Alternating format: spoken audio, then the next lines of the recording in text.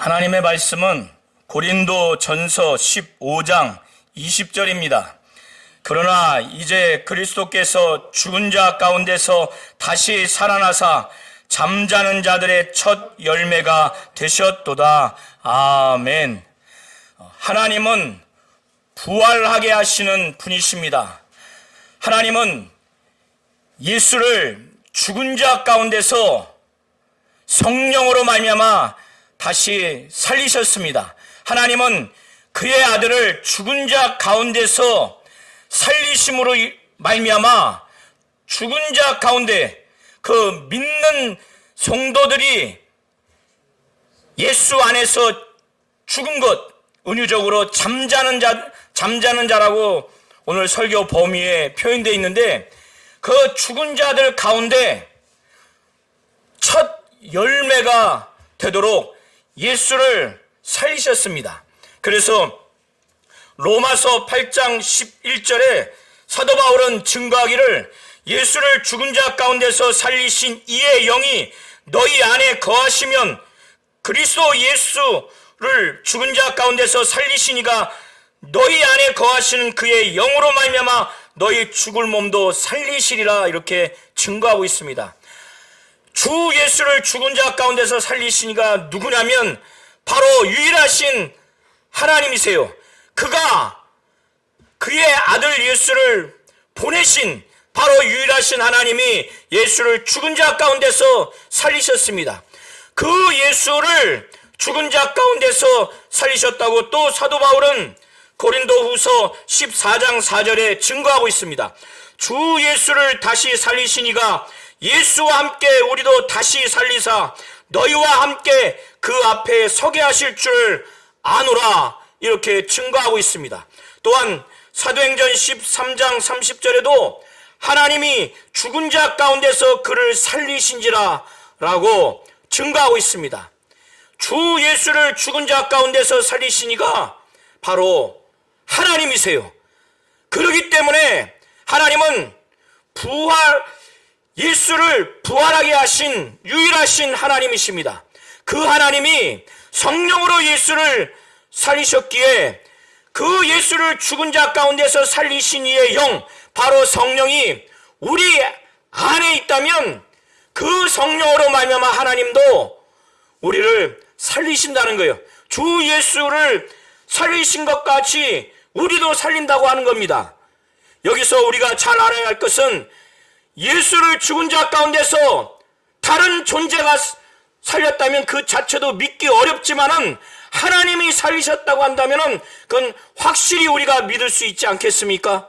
그리고 그것을 성령으로 주 예수를 살렸다면은 우리가 확실히 이 성령의 역사를 우리가 믿을 수 있지 않겠습니까? 그러면 우리 안에 성령이 거하신다고 한다면은 주 예수를 부활하게 하신 분이 하나님이시고 주 예수 안에 역사하신 성령으로 말미암아 하나님이 살리셨다면은 우리의 참 아버지이신 하나님이 예수를 살린 것처럼 우리도 살릴 것이라고 하는 것을 우리가 확실히 믿을 수 있지 않습니까? 그리고 예수 안에 성령이 임하셔서 그 성령으로 말미암아 예수가 살림을 받았다면, 하나님이 성령으로 그를 살리셨다면은 우리 안에 성령을 받았다면 이 성령으로 말미암아 하나님이 우리를 주 예수를 살린 것처럼 우리 또한 살릴 것을 우리가 확실히 믿을 수 있지 않겠습니까? 우리 성도님들이 하나님이 성령으로 말미암아 주 예수를 부활케 하신 이 사실을 분명히 믿으시기 바랍니다. 이걸 믿지 않으면 우리의 부활마저도 믿음이 없게 되는 겁니다.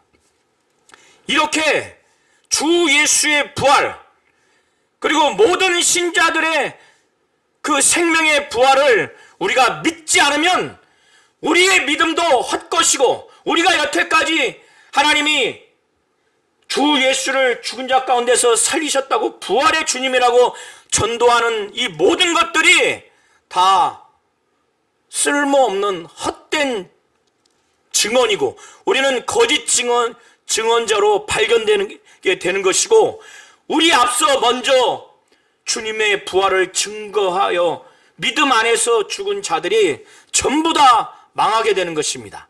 주님의 부활을 믿지 아니하는 일반 성도들, 죽은 자의 그 부활을 믿지 않으면 그런 자는 주님의 부활을 믿지 않는 것이요, 주님의 부활을 믿지 않으면 이와 같이 믿음도 헛것이요, 전파하는 것도 헛것이요, 주님이 하나님이 주 예수를 살리셨다고 하는 이 사실에 있어서 우리는 거짓 증인으로 발견되는 것이고, 우리 앞서 죽은 자들이 전부 다 생명에 들어가는 그 영광의 부활에 이르는 것이 아니라 전부 다 망할 것이라는 겁니다. 그러나 주 예수는 죽은 자 가운데서 다시 살아나셔서 많은 그 믿음의 사람들이 지금 잠들어 있어요. 잠들어 있다고 하는 것은 믿음 안에서 죽었다고 하는 것을 은유적으로 표현하는 것인데, 죽은 자들이 얼마나 많겠습니까? 지금까지 그 죽은 자들 가운데 주님이 부활하신 것은 그 죽은 자들 가운데 첫 열매라고 하는 겁니다. 첫 열매.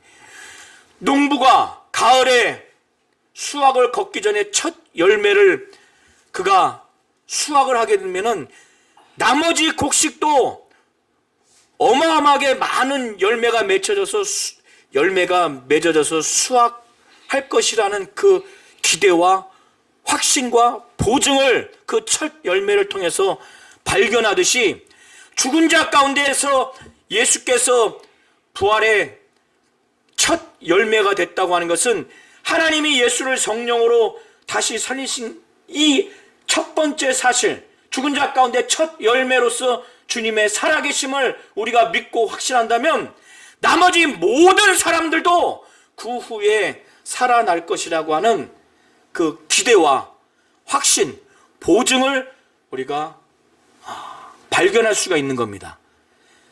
우리 성도님들이 이 사실을 잘 아셔야 돼요.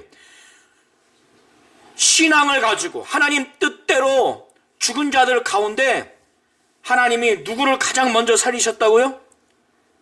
예수를 죽은 자 가운데서 먼저 살리셨어요. 그러면 이것은 하나님이 나머지 사람들도 전부 다 살리실 것이라고 하는 보증이 되는 거예요.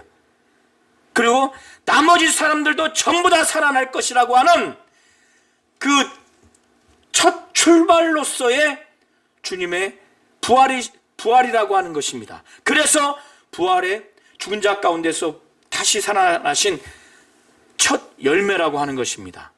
이걸 우리 성도님들이 잘 아셔야 돼요. 자, 우리 육신의 죽음뿐만 아니라 우리 영혼이 죄로 인해서, 아담의 타락으로 인해서 죽었어요. 그래서 이 사망이 아담 한 사람으로 말미암아 모든 사람에게 그 사망이 미치게 됐습니다. 사망에 이르게 됐어요. 그것처럼 하나님은 한 사람 아담이라고 하는 사람으로 말미암아 그가 죄를 져서 그 아담뿐만 아니라 그 이후에 모든 사람들은 아담 안에서 전부 다 죽음에 이르게 됐습니다. 사망이 들어왔어요. 사망이 왕노릇하고 있습니다. 사망이 여기서 우리를 겁주고 권세를 부리고 있어요. 그런데 하나님은 이 아담이라는 사람을 통해서 죄가 들어온 것처럼 마지막 아담인 이 예수로 말미암아, 마지막 아담, 이 사람으로 오신 이 예수로 말미암아 이제 모든 사람에게 다시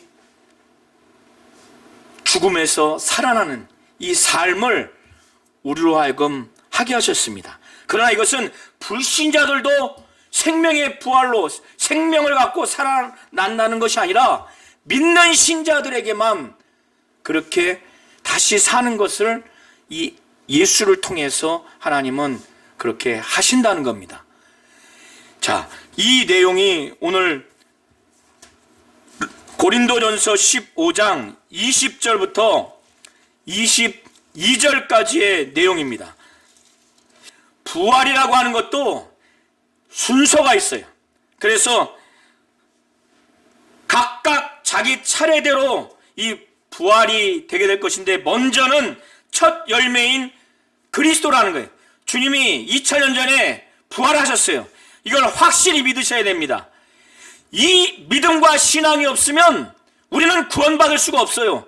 왜 그런가 하면, 예수가 우리의 죄를 위해서, 우리가 죄로 인한 저주와 형벌을 그가 대신 받으심으로 인해서 십자가에 못 박혀 피 흘려 죽으셨고, 그는 죄가 없으시기 때문에, 그는 의로우신 분이시기 때문에 그가 살아나신 것이에요. 하나님이 그를 살리신 것입니다. 그런데 이걸 믿지 않으면 우리가 믿는 믿음도 다 헛것이고 우리의 구원도 없는 겁니다. 그래서 예수를 죽은 자 가운데서 살리신 분이 바로 하나님이요, 성령으로 살리셨고, 예수가 죽은 자 가운데서 살아났다고 하는 이 믿음을 우리 성도님들이 확실히 믿으셔야 돼요. 주님이 부활하신 것, 이것이 바로 첫 번째 열매입니다. 그런 다음에 우리는 언제 부활할 것인가? 사도 바울은 23절에 말하기를, 그러나 각각 자기 차례대로 되리니 먼저는 첫 열매인 그리스도요, 다음에는 그가 강림하실 때 그리스도에게 속한 자니라. 그리스도 안에 있는 자, 그리스도와 함께한 자, 이런 사람들은 정말 그리스도에 속하고 그리스도와 안에 있고 그리스도와 함께한 자는 정말 예수의 신분에 대한 믿음, 예수가 하나님이고 하나님의 아들이라고 하는 이 확실한 믿음이 어느 때든지 어떠한 상황이든지 정말 이 믿음이 변치 아니하고, 예수가 공생의 사역을 하는 그 기간 동안 그의 말씀 사역과 치유 사역, 그의 성육신하는 모든 것이 하나님의 뜻을 나타내고 하나님의 일을 나타내는 이 예수의 사역을 100% 믿고, 또 예수의 죽으심과 부활하심을 확실히 믿고 주 예수의 공생의 사역을 계승하면서 살아가는 공적 신앙생활하는 자들이 바로 예수에게 속한 자들이요, 예수와 함께한 자들이요, 예수 안에 있는 자들입니다. 이런 자들이 주님이 다시 강림하실 때,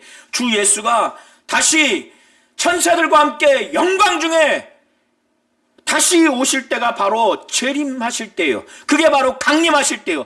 그때 하나님은 살리실 것입니다. 그때 살리실 거예요.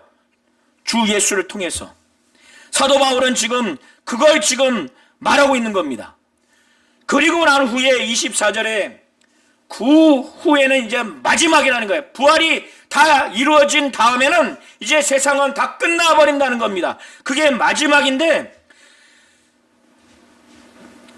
이 주 예수가 이제 이 모든 하나님을 대적하는 세력들, 그런 세력들을 사도 바울은 표현하기를 모든 통치와 모든 권세와 능력, 그 권력을 멸한다는 거예요. 누가? 주 예수가. 그 마지막 때가 되면은, 마지막 때가 되는데 그 마지막 때 바로 하나님을 적대시하는 세력들, 모든 통치와 모든 권세와 능력을 멸하시고 그 나라를 아버지 하나님께 바칠 때라는 거예요. 다 부활이 이루어진 다음에 그 마지막 때가 바로 그때라는 겁니다. 그 주 예수가 모든 원수를 그 발 아래 둘 때까지, 그는 반드시 불갑을 왕노릇한다는 거예요. 그리고 맨 마지막에 멸망받을 원수는 사망이라는 거예요. 이 사망이 죄로 말미암아 아담 이후로 모든 자들을 아주 억압하고 왕노릇했습니다. 그리고 그 마귀가 이것을 빌미로 해서 우리에게 권세를 부렸는데, 주 예수께서 모든 자들이 부활한 후에는 이제 마지막이 온다는 거예요. 그 마지막 때 아버지 하나님께 그 나라를 바치는데, 그때까지 주 예수는 불갑을 반드시 왕노릇한다는 거예요. 모든 원수를 그 발 아래 두는 왕노릇, 그리고 멸망받을 원수는 마지막 맨 나중에 멸망받을 원수는 사망이라는 거예요. 사망을 완전히 굴복시키고 그것을 멸망시킨다는 거예요. 사망을 이긴다는 거예요. 그래서 주님의 그 부활의 결과로, 그리고 모든 자들의 그 부활 후에는 이런 현상이 나타난다는 거예요. 그때 주님의 부활과 믿는 자들의 부활, 하나님이 죽은 자 가운데서 살리신 그 역사는 사망이 바로 멸망당했다고 하는 것, 사망을 이기는 그 모습인 겁니다. 그때는 정말 그 이유는 모든 통치와 권세와 능력을 다 멸하게 되고, 주 예수는 아버지 하나님께 나라를 바친다는 거예요. 27절부터 28절을 보시면 그 과정을 좀 더 표현하기를 시편 8편 6절의 내용을 인용하면서 사도 바울이 증거하기를 만물을 그의 발 아래 두셨다 하셨으니, 만물을 아래 둔다 말씀하실 때 만물을 그의 아래 두신 이가 그 중에 들지 아니한 것이 분명하도다. 하나님께서 만물을 주 예수 발 아래 두셨어요.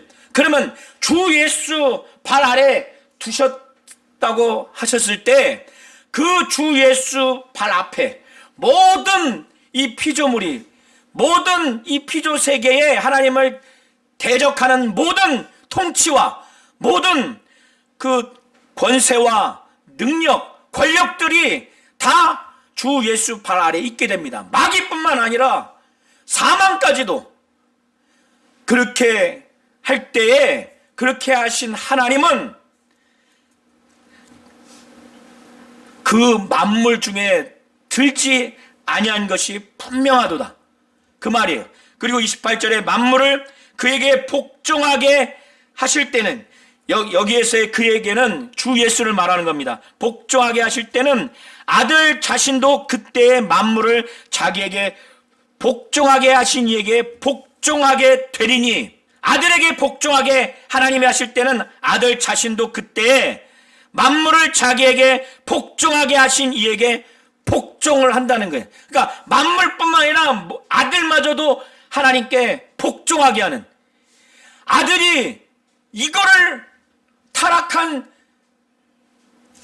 이 세상에서, 저 하늘에서 마귀와 그를 추종하는 천사들이 하늘의 그 질서를 파괴해서 이 땅에 내려 쫓겨서 비로소 창세 전에 그 질서대로 회복하는 겁니다. 오직 하나님께만 정말 복종하는 만유의 주가 되도록, 만물의 주가 되도록 주 예수께서 그렇게 하신다는 게, 하나님이 주 예수 발 아래 모든 만물들을 복종하게 한 다음에 이 주 예수가 이 상태에서 자신도 아버지께 복종한다는 게, 그래서 이는 하나님이 만유의 주로서 만유 안에 계시려 하심이라. 아들이 그렇게, 이게 바로 창세전의 질서입니다. 부활이 이루어지게 되면은 바로 이런 결과가 나타난다는 거예요. 우리 성도님들이 나중에 부활한 다음에는 이것을 하늘나라에서 경험하게 될 것입니다. 사도 바울은 이것을 알고 28절까지 증거하게 된 겁니다. 그런데 고린도 교회 안에 일부 타락하고 미혹한 자들이 죽은 자 가운데에서 부활이 없다, 이렇게 이단 사상을, 세상의 어떤 그 철학의 영향을 받아서인지 그런 것을 믿고 그것을 교회 안에서 악영향을 주는 자들이 있었어요. 그런데 고린도 교회 안에는, 이 당시의 초대교회는 이 침례를 굉장히 중요하게 생각했습니다. 침례는 주님의 죽으심과 부활하심을 의식을 통해서 우리가 경험할 수 있는 주님의 명령이에요. 이건 형식적인 의식이 아닙니다. 이건 고백인 겁니다. 침례는 주님이 우리의 죄를 위해서 죽으시고 또 그는 의가 있기 때문에 살아나셨다고 하는 것을 의식을 통해서 우리가 경험하면서 고백하는 겁니다. 그래서 주님과 함께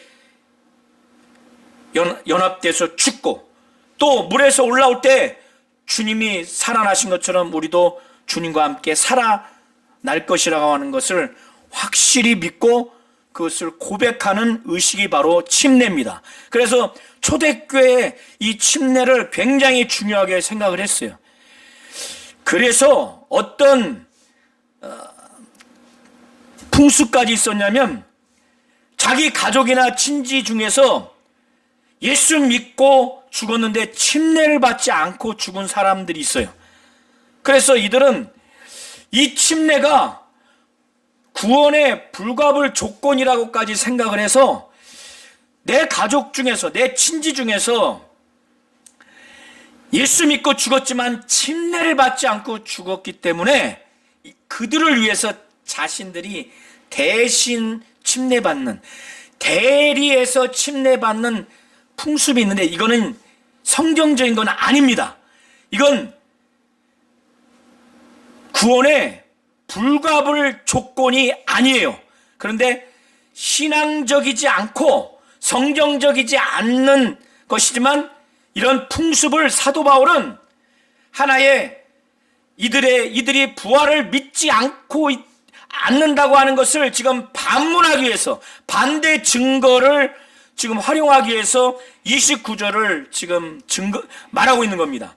그래서 29절에 만일 죽은 자들이 도무지 살아나지 못하면 지금 너희들 가운데 일부가 그렇게 지금 증거하고 있고 믿고 있고 악영향을 받고 있는데 그렇다면 죽은 자들을 위하여 침례를 받는 자들이 무엇을 하겠느냐? 이 의미는 죽은 자들을 위하여 침례를 받는 자들이 지금 무슨 일을 하고 있는 거냐? 어찌하여 그들을 위하여 침례를 받느냐? 너희가 만약에 죽으면 끝이고 부활이 없다고 한다면은 왜 죽은 자들을 위해서 침례를 지금 받느냐? 너희가 대신 대리해서 왜 그걸 침례를 받느냐? 지금 그렇게 죽은 자들을 위하여 침례를 받는 자들이 지금 무엇을 하겠느냐? 지금 뭘 하고 있는 거냐? 이것은 이미 그들이 성경적이지 않는 풍습이지만 신앙적인 풍습은 아니지만 그들이 그렇게 죽은 자들을 위해서 자기들이 침례를 받는다고 하는 것은 이미 죽은 자들이 부활할 것이라고 하는 그 믿음이 있기 때문에 지금 죽은 자들을 위해서 침례를 받는다고 하는 것을 지금 지적하고 있는 거예요. 너희들 지금 말은 죽은 자 가운데 부활이 없다고 말하지만 너희들이 죽은 자를 위해서 침례를 받는 것 자체가 지금 죽은 자들의 부활을 전제하고 지금 침례를 받는 거 아니야? 대신해서 대리해서 지금 그래서 그들의 말과 행동이 지금 다르다고 하는 것을 지적하면서 죽은 자의 부활이 있다라고 하는 것을 너희들도 지금 알고 있다. 죽은 자의 가운데서 부활이 있다고 하는 것을 지금 반대 증거로 지금 증명하고 있는 겁니다. 이거 잘 이해하셔야 됩니다. 그리고 두 번째는 또 어찌하여 우리가 언제나 위험을 무릅쓰리요. 이것은 사도 바울뿐만 아니라 다른 사도 바울을 포함한 이 사람들이 부활이 만약에 너희들이 말하는 것처럼 없다고 한다면 우리가 왜 어찌해서 이 엄청난 그 생명의 위협 또 심지어는 이 죽음의 위협까지 무릅쓰면서 우리가 이렇게 사역을 하며 신앙생활을 했겠느냐 이거예요. 우리가 이렇게 하는 거 보면은 부활이 확실히 있기 때문에 죽은 자 가운데서 부활이 있기 때문에 우리가 이렇게 하는 것이다라는 것을 지금 말하는 겁니다. 그래서 30절에 또 어찌하여 우리가 언제나 위협을 무릅쓰리요. 죽은 자 가운데서 부활이 없다면은 어찌하여 우리가 언제나 위험을 무릅쓰겠느냐 이거야. 그래서 이 두 가지를 가지고 죽은 자 가운데서 부활이 있기 때문에 너희들이 지금 성경적이진 않지만 또 신앙적이진 않지만 죽은 자를 대신해서 대신적으로 침례를 주는 것 아니냐. 그리고 죽은 자 가운데서 부활을 믿기 때문에 우리도 언제나 이 위험을 무릅쓰고 신앙생활하며 사역을 한다라는 것을 29절 30절에 말하고 있는 겁니다. 그리고 나서 사도 바울은 형제들아 내가 그리스도 예수 우리 주 안에서 가진 바 너희에게 대한 나의 자랑을 두고 단언하노니 나는 날마다 죽노라.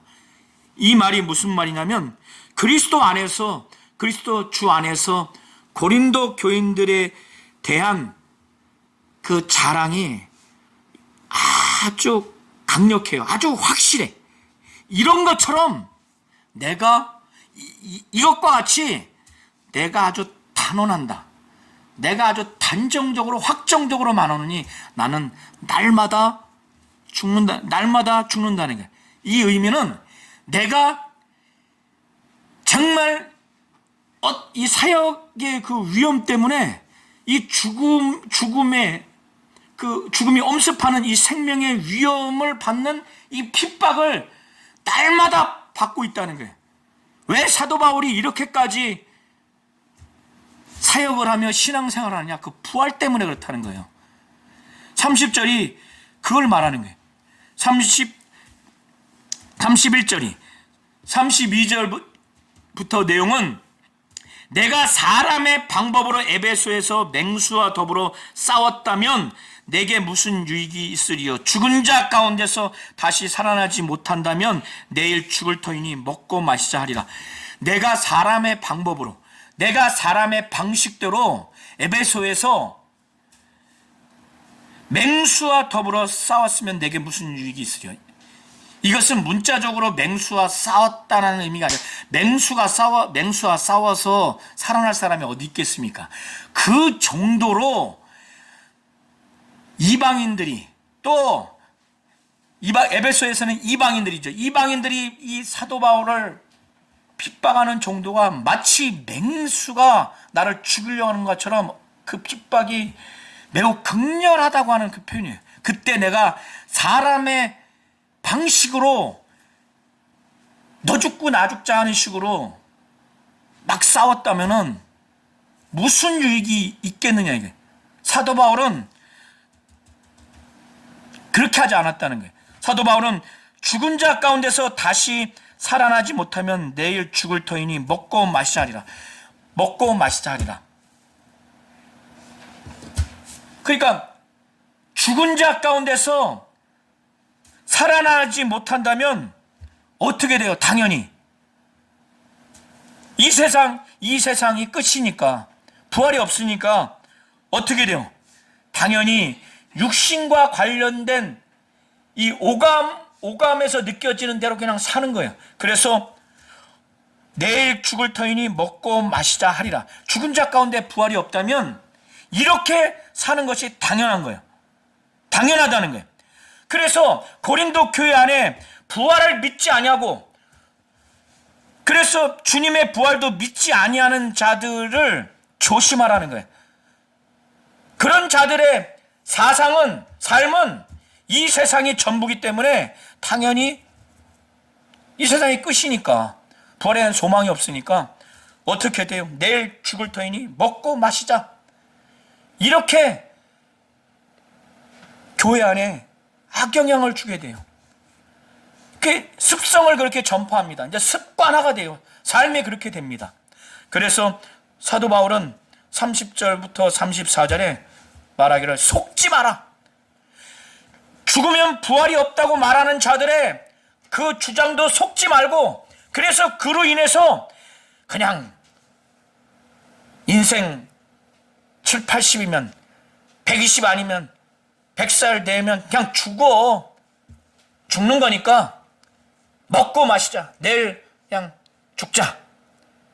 내 죽을 인생처럼 그렇게 살자, 그냥 먹고 마시자, 이 세상이 끝이라고 하는 육체의 그 삶만을 말하고자 하는 사람들을, 그런 사람들을 조심하고, 그런 사람들의 사상, 그런 사람들의 습관과 그런 사람들의 그 말에 삶의 모든 행태에 속지 말라는 거예요. 그런 악한 동무들은 선한 행실을 더럽힌다는 거예요. 부활에 대한 소망이 있고 부활의 신앙이 있는 사람들을 아주 영적으로나 육체적으로 삶을 전반적으로 더럽힌다는 거예요. 그래서 사도 바울은 깨어서 의를 행하고 죄를 짓지 말라는 거예요. 여기서 깨어라고 하는 의미는 정신 차리라는 거예요. 정신 차려서 의를 행하고 죄를 짓지 말라는 거예요. 이 부활의 신앙을 알지 못하는 자들은 정말 예수를 죽은 자 가운데서 하나님이 성령으로 살리셔서 모든 믿는 자들의 정말 하나님 뜻대로 성령 충만해서 공생의 삶을, 주님의 삶을 이어받아서 살다가 죽은 그 죽은 자 가운데서 예수를 부활의 첫 열매로 하나님이 살리셔서 나머지 사람들도 이 예수와 같이 성령으로 살리실 것이라고 하는 이 하나님에 대한 지식이 없어요. 이 하나님에 대한 지식이 없기 때문에 사도 바울은 깨어 의를 행하고 죄를 짓지 말라. 하나님을 알지 못하는 자가 있기로 내가 너희를 부끄럽게 하기 위하여 말하노라. 이런 하나님을 알지 못하는 자가 있기 때문에 사도 바울은 내가 너희를 부끄럽게 하기 위하여 말하노라. 사도 바울은 이 고린도 교회 성도들에게 부끄럽게까지 하면서 부활에 대한 믿음, 부활에 대한 신앙, 이 예수를 죽은 자 가운데서 살리셔서 부활의 첫 열매로 하나님이 그렇게 하셔서 나머지 모든 자들도 부활하게 하시는 이 하나님을 알지 못하는, 하나님에 대한 지식이 없는 자들이 있다고 하는 것을 말하면서 이 고린도 교회 성도들, 이 악영향을 받는 자들을 부끄럽게 해서 어떻게든지 이런 하나님을 알게 하고 부활에 대한 신앙, 부활에 대한 믿음을 갖게 하려고 이 사도 바울은 이렇게 하나님의 말씀을 증거하는 겁니다. 하나님은 주 예수를 죽은 자 가운데서 성령으로 부활하게 하신 하나님이십니다. 그 하나님이 주 예수를 죽은 자 가운데서 살리신 이의 영이 우리 성도들 안에 거하시면, 성령이 지금 임하시면 주 예수를 살리신 것 같이 우리도 살리시는 바로 그런 하나님이세요. 하나님은 성령으로 주 예수를 부활하게 하신 하나님이시고, 또 주 예수를 성령으로 부활하게 하신 하나님이 성령 받은 우리도 확실히 부활하게 하시는 하나님이심을 정말 믿고, 그래서 정신 바짝 차려서 깨어서 의를 행하고 죄를 짓지 아니하는 그런 신앙생활 하시는, 정말 주님이 부활하셔서 지금 먼저 하늘 보좌 우편에 가셨잖아요. 우리 신앙생활은 종교생활이 아니에요. 확실히 주님의 그 길을 가는 거예요. 이렇게 확실한 것이 바로 신앙생활이에요. 우리 막연한 게 아닙니다. 이렇게 확실한 신앙생활이에요. 그러면 어떻게 해야 되겠어요? 정신 바짝 차려서 죄 짓지 말고 의를 행해서 그런 신앙생활 할 수 있도록 주님을 살리시고 우리를 살리실 이 부활하게 하신 하나님을 믿고 의지하시기를 예수의 이름으로 축원합니다.